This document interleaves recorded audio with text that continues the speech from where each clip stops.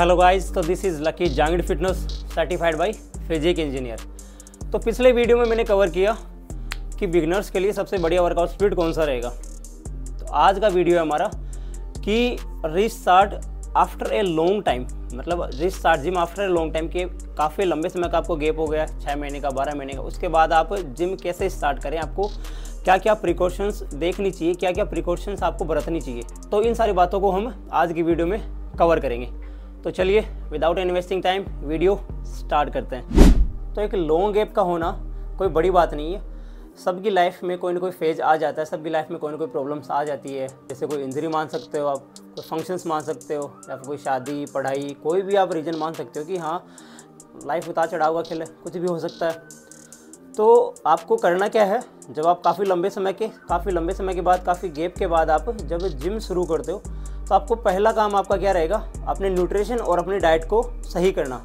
सबसे पहला काम रहेगा ये। आपको कोई भी चीज़ हो उसकी शुरुआत से पहले हमें उसकी तैयारी करनी ज़रूरी है पूरी। जब हम उसकी तैयारी पूरी करके चलेंगे आगे, तो हम उसके बारे में सोचेंगे कि हाँ हमें ये करना है, अब हमें ये करना ही है। तो जैसे आप कॉलेज में एडमिशन लेने जा रहे हो, तो आप सीधे ही तो इससे क्लास में जाके थोड़ी बैठ जाओगे।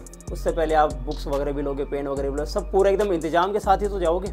वैसे ही आपकी डाइट है, पूरा आप अपनी पूरा डाइट शेड्यूल बनाओ कि आपको गेनिंग करनी है, आपको कटिंग करनी है, आपको मतलब आपको बल्क करना है, आपको वेट लॉस करना है। उस हिसाब का आपका जो गोल है पहले ही अपना प्रिपेयर करके जाओ।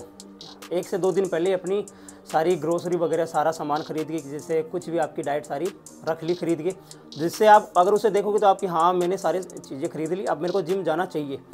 आपने पैसे इन्वेस्ट किए वहाँ पे। तो जब आप जिम जा रहे हो काफ़ी लॉन्ग गैप के बाद, तो आपने इस गैप में ना तो कोई फिजिकल एक्टिविटी की है, ना आपने कोई वर्कआउट किया है, ना आपने कोई डाइट फॉलो की है। आप काफ़ी लंबे समय के बाद जिम जा रहे हो। तो शुरुआत में आपको 4 से 5 वीक तो अपना फुल बॉडी वर्कआउट स्प्लिट करना है। वर्कआउट स्प्लिट में आपको एक तो हैवी लिफ्टिंग नहीं करनी है, जाते ही वेट आपका एकदम लो एंड मॉडरेट रहेगा, ज़्यादा हैवी लिफ्ट नहीं करना। शुरुआत के 1 वीक में तो आप एकदम धीरे धीरे अपने पोस्चर को, अपनी टेक्निक को, वापस से अपने मस्कुलर एंडोरेंस को, इसको आप इंक्रीज़ करने की कोशिश करो। एक साथ में सब कुछ ऐसे वॉल्यूम और इंटेंसिटी एक साथ में मत बढ़ाओ। ऐसे नहीं कि आप जाते ही ऐसे वेट उठाने लग जाओगे कि हाँ 25 का, 30 का, 35 का सीधा ही लग गए। तो इसका रिजल्ट क्या निकलेगा एंड में? इंजरी, जो कि एक अच्छा संकेत नहीं है आपकी बॉडी के लिए और आपके लिए भी, क्योंकि आप एक लॉन्ग गैप के बाद तो जिम आपने स्टार्ट किया है और स्टार्ट करते आपकी इंजरी हो गई। तो इन चीज़ों का आपको ध्यान रखना है, ठीक है। अब पहले वीक में आप लो एंड मॉडरेट वेट के साथ चलो। अब दूसरे वीक में आप थोड़ा वेट को इंक्रीज़ कर सकते हो, वेट को बढ़ा सकते हो, ठीक है, अपने अकॉर्डिंग। आपका जितना पोटेंशियल आप अपने अकॉर्डिंग वेट को बढ़ा सकते हो। एंड वीक 3 में वहीं वापस से इंक्रीज़ कर सकते हो और थोड़ा कंपाउंड मूवमेंट्स पे फोकस कर सकते हो, बिकॉज ऑफ कंपाउंड मूवमेंट आपकी मसल बिल्डिंग के लिए काफ़ी ज़्यादा हेल्पफुल होती है, ठीक है। और रेपिटेशंस आपको 12 से 15 रखने हैं। हर एक मसल ग्रुप के आपको 3-3 सेट परफॉर्म करने हैं। तो ये आपका वर्कआउट स्प्लिट रहा। महीने भर में आते आते आप वापस से जहाँ से आपने छोड़ा था उसी शेप में धीरे धीरे आने लगते हैं। आपकी बॉडी वापस से रिकवर होने लगती है, उसी शेप में आने लगती है। और शुरुआत में आपको पूरे 6 दिन वर्कआउट नहीं करना है। जैसे वीक में आप 3 से 4 दिन अपना वर्कआउट परफॉर्म करो। जैसे मंडे को आपने फुल बॉडी वर्कआउट स्प्लिट कर लिया, ट्यूसडे को आप रेस्ट ले लो, वापस से वेडनेसडे को आप वर्कआउट कर लो, अगले दिन रेस्ट। ऐसे करके आप वीक में 3 बार वर्कआउट परफॉर्म करोगे। फिर अगले वीक में आपने 3 दिन से 4 दिन बढ़ा दिए, उससे अगले वीक में आपने 4 से 5 दिन बढ़ा दिए। फिर धीरे धीरे करते करते आप अपने वापस से वर्कआउट रूटीन में आ जाते हो। तो महीने भर का अपना फुल बॉडी वर्कआउट होने के बाद आप अपने जो वर्कआउट स्प्लिट पहले फॉलो करते थे, आप कोई भी मान सकते हो, चाहे पुश पुल लेग मान सकते हो, ब्रो स्प्लिट मान सकते हो, या फिर अपर एंड लोअर बॉडी मान सकते हो। जो आप वर्कआउट परफॉर्म करते थे वो आप कर सकते हो ईजिली, क्योंकि आपकी बॉडी में ना तो सोरनेस रहेगी, आप एकदम नॉर्मल रिकवरी मोड में आ जाओगे। बाद में आपकी बॉडी भी रिकवर हो जाएगी, बॉडी में ग्लाइकोजन स्टोर हो जाएगा, आप अच्छे से आपकी बॉडी में एनर्जी रहेगी, ठीक है। और अब बात करता हूँ मैं आपकी डाइट की। तो डाइट को एक साथ ही ऐसे इंस्टेंट ऐसे उसको बल्क अप मत करो। अगर आप बल्क कर रहे हो तो इंस्टेंट उसको ऐसे पूरा ही सरप्लस में मत लेके जाओ। सेम वही थिंग, आप अगर डेफिसिट पे जा रहे हो, आपको वेट लॉस करना है, तो एकदम इंस्टेंट ऐसे पूरा ही डेफिसिट में मत जाओ। चाहे आप बल्क कर रहे हो चाहे कट कर रहे हो, अपनी मेंटेनेंस कैलोरी देखो, बीएमआर कैलकुलेट करो। बीएमआर कैलकुलेट करने के बाद अगर आपको बल्क करना है तो धीरे धीरे लीन बल्क करो, ठीक है। जैसे आपकी फॉर एग्जांपल आपकी मेंटेनेंस कैलोरी 2500 है, तो उसमें आप धीरे धीरे 200, 300, 400, 500 ऐसे बढ़ाओ, ठीक है। और एक बार उसको 500 पे रोक दो, एक साथ में मत बढ़ाओ। फिर आपका 1 वीक निकल गया, तो आपका 1 वीक निकल गया, आपने 500 कैलोरी इंक्रीज की है, तो आपका वीक में आधा kg गेन हो गया। ठीक है, मसल मास, वो मसल मास पुट ऑन होगा, आपका फेट नहीं होगा, क्योंकि आप लीन बल्क कर रहे हैं, समझ रहे हो।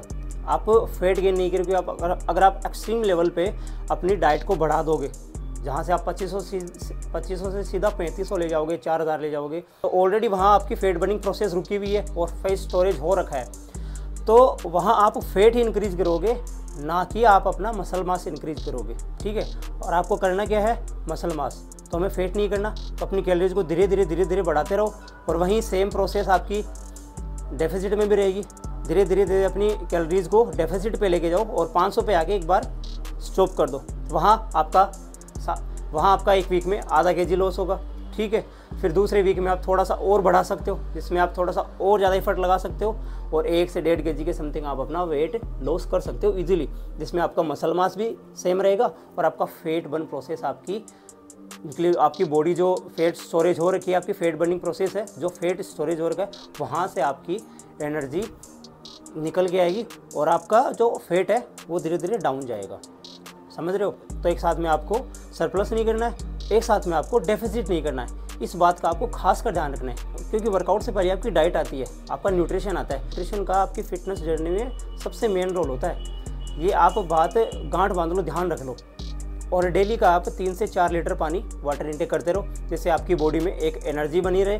ठीक है, और आपके ऑर्गन्स टिश्यूज़ आपके अच्छे से वर्क करते रहें। तो अब बात करूँगा मैं आपके वर्कआउट टाइमिंग की। वर्कआउट को आप जितना जल्दी हो सके, मतलब जितना ज़्यादा हो सके, 45 मिनट से लेकर 60 मिनट तक आप उसको कंप्लीट करने की कोशिश करो। उससे ज़्यादा आप ओवर ट्रेनिंग मत करो, क्योंकि आपने डी ट्रेनिंग कर रखी है पहले से, काफ़ी टाइम का गैप हो चुका है आपको। तो इन छोटी छोटी चीज़ों का आप ध्यान रखो, अपने न्यूट्रिशन का, अपने वर्कआउट टाइमिंग का, वाटर इनटेक का, ठीक है, अपने रेस्ट बिटवीन सेट्स का, इन 4 से 5 चीज़ों का आप ध्यान रखो। अब एक सबसे इम्पोर्टेंट बात, आप काफ़ी टाइम से जिम नहीं जा रहे हो, काफ़ी लंबे समय का आपको काफ़ी लंबा गैप हो गया है, ये तो आपको ही पता है, और आप जिम जा रहे हो, तो आप आपकी बॉडी एकदम स्टिफ हो चुकी है, आपने बॉडी को कहीं पे काम में नहीं लिया, एकदम स्टिफ हो चुकी है, पूरी सारी मसल्स रुके हुए हैं, आपने कहीं पे उनको काम में नहीं लिया।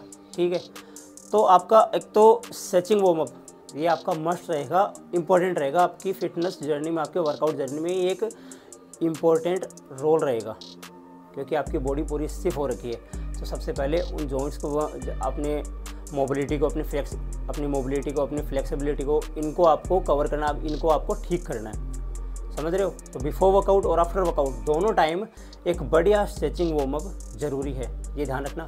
और कार्डियो भी आप शुरुआत में जब जा रहे हो तो एक साथ में कार्डियो को मत बढ़ाओ, धीरे धीरे अपने कार्डियो को, अपने कार्डियोवास्कुलर एंड्योरेंस को धीरे धीरे इंक्रीज करो, एक साथ में इंक्रीज मत करो। पर वीक आप धीरे धीरे उसको इंक्रीज कर सकते हो, उसकी इंटेंसिटी, उसकी वॉल्यूम, उसका टाइमिंग शेड्यूल आप धीरे धीरे इंक्रीज कर सकते हो।